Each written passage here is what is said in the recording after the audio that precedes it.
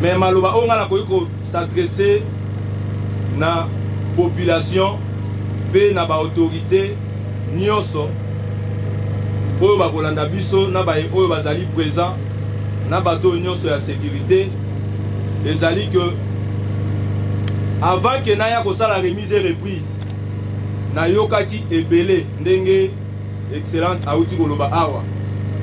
sur le plan sécuritaire ezalaki toujours que Songololo les a menacé basala clôture moko kuna babomba ka ba Rwandais et bakotaka na butu pona koyeba ndenge nini ya ko créer oyo ezali bongo rébellion ekota na Kinshasa à partir ya Songololo.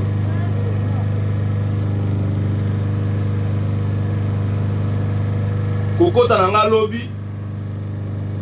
Nzambe pe asali ke na kokota na manifestation na visite oyo tokei kosala